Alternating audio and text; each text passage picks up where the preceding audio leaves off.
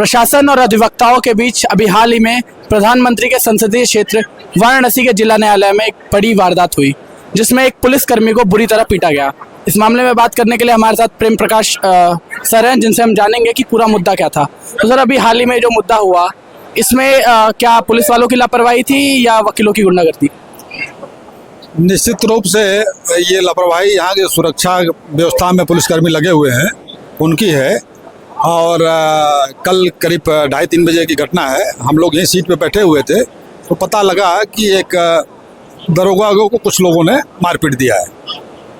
बाद में पता लगा, हम लोगों ने जब पता किया, वहाँ काफ़ी भीड़ थी और ऐसा सीसी फुटेज से भी प्रतीत हो रहा है कि एक दरोगा को कुछ लोग मार रहे थे और वकीलों का जो हुजूम था वो दरोगा को बचाने में लगा हुआ था।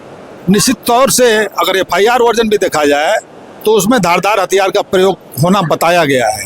तो कोई भी अधिवक्ता धारदार हथियार लेके वकालत करने नहीं आएगा, वो पेन कलम और फाइल और अपनी डायरी लेके आता है। अगर वो धारदार हथियार कोई लेकर आता भी है तो इसमें सुरक्षा में तो पुलिस वाले ही तैनात रहते हैं ना? बिल्कुल, ये तो प्रशासन पे प्रश्न लगेगा। फिर ये आपको बताना पड़ेगा कि वो धारदार हथियार आया कहाँ से कैंपस के अंदर।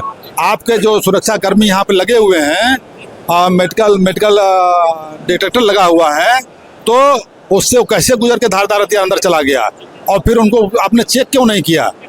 तो ये प्रश्न तो प्रशासन के ऊपर जाएगा, उनको जवाब देना पड़ेगा इसका। कि इसका मतलब कि कोई भी अधिवक्ता, कोई भी जज, मतलब कोई भी साधारण व्यक्ति यहाँ पे सुरक्षित नहीं है। न्यायालय ही सुरक्षित नहीं, बिल्कुल नहीं सुरक्षित है। तो ये धारदार हथियार तो बहुत खतरनाक बात उन्होंने FIR में लिखाया है, इसकी भी गंभीरता से जांच होनी चाहिए। सर, सुनने में ये भी आ रहा है कि जिन अधिवक्ताओं ने ऐसा किया है वो अधिवक्ता नकली थे, फेक थे। जो अभी हाल ही में एक मुहिम भी चली थी यहाँ पे, जिसमें ये जो नकली अधिवक्ता थे, जो फर्जी वकील थे, उनको पकड़ने की। तो क्या ये न्यायालय के ऊपर एक वो नहीं लगाती, दाग नहीं लगाती?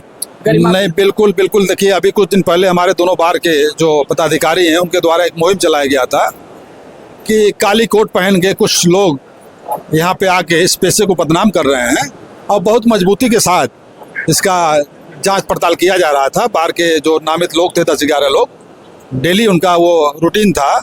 उसमें बहुत लोग पकड़े गए और लेकिन कुछ कारणोंवश अभी उसको रोक दिया गया था।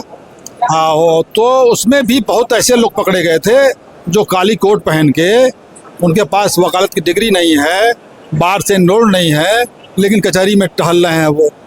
तो अब वो ऐसे ही कुछ अराजक तत्व रहे होंगे जो दरोगा जी से हो सकता है कहीं उनसे कहीं कुछ विवाद रहा हो। अब ये जांच का विषय है, जांच अभी चल रही है, लेकिन मैं बार बार कह रहा हूँ कि इसमें कोई भी अधिवक्ता किसी दरोगा के साथ मारपीट नहीं कर सकता, क्योंकि हम लोगों का बराबर उनसे मिलना जुलना रहता है। दरोगा भी आते हैं कोर्ट में बयान करने, उनका कोर्ट मोहर्री सिपाही बराबर कोर्ट में रहता है, पैरोकार डेली कोर्ट का जो पेपर होता है थाने से लेके आता है। तो हम लोगों का तो बराबर मंजूर संबंध रहा है उनसे, तो कोई वकील दरोगा को नहीं मार सकता। तो इस तरीके से अगर देखा जाए तो आप लोगों को, चाहे पुलिस वाले और आप दोनों को मिलकर एकजुट होकर एक इस ऐसे फर्जी वकीलों के खिलाफ एक मुहिम चलानी चाहिए, जिनके इनके खिलाफ एक्शन लेना चाहिए। बिल्कुल बिल्कुल, इसमें प्रशासन को भी हमारा सहयोग करना पड़ेगा। हम प्रशासन का भी सहयोग करेंगे कि आखिर ऐसे अराजक तत्व तो कैसे कचहरी में घुस जा रहे हैं। और ये बहुत गंभीर मुद्दा है, इस पर विचार करना चाहिए। और मैं अपने बार एसोसिएशन के जो अध्यक्ष महामंत्री हैं वर्तमान में, मैं उनसे निवेदन करूंगा कि आप पुलिस के ऊपर विश्वास न करके कृपया आप अपनी ही 10-11 लोगों की, जो हमारे पूर्व के पदाधिकारी रहे हों, उनकी एक कमेटी गठित कीजिए। सीसी फुटेज के जिला जज के पास जो है उसको देखिए और उसके आधार पे आप भी अपनी एक रिपोर्ट जिला जज के माध्यम से पुलिस कमिश्नर को सौंपिए, ताकि उस पर सही ढंग से कार्रवाई हो सके और हमारा कोई भी युवा अधिवक्ता भाई उसमें बेगुनाह न फंस पावे। बहुत बहुत धन्यवाद सर। तो आपने देखा कि ये जो मुद्दा हुआ है, ये एक तरह से फर्जी वकीलों द्वारा किया गया मुद्दा भी कहा जा सकता है। इससे ये जाहिर है कि पुलिस वालों को और वकीलों को मिलके इसके खिलाफ एक्शन लेना चाहिए। मैं प्रशांत दुबे, आप देख रहे हैं न्यूज़ राष्ट्र।